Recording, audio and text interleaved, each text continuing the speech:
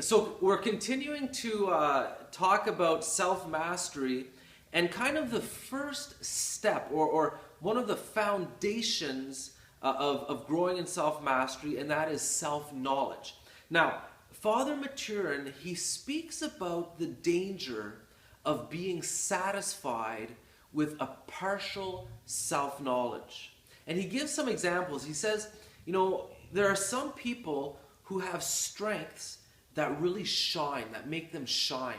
A person might be, for example, a real hard worker, a very organized and dutiful person who accomplishes a lot, and this causes the person to shine.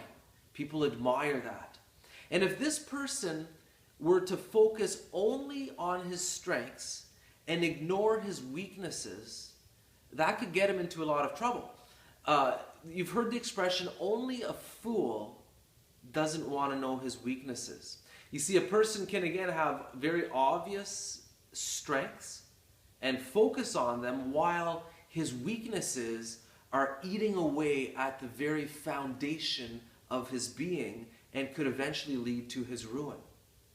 Now, the flip side is sometimes you have a person who has a very obvious weakness.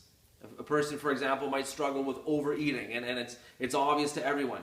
And the person might feel a lot of shame over that. A person might see themselves maybe as a bad person or no good.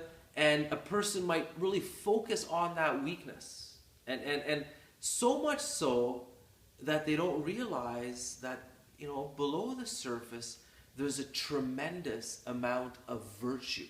And rallying virtue. The person is becoming more virtuous, very kind, very gentle, very humble, compassionate, and all of those things.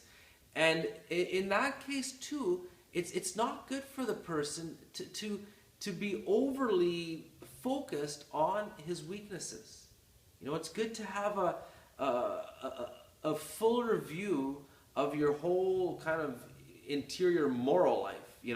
And so again, self-knowledge is very important, but we must have a full self-knowledge. We should never be satisfied with a partial self-knowledge. And again, when we have a full self-knowledge, when we know ourselves well, then we can truly progress in this journey of self-mastery, or maybe even begin this journey in self-mastery.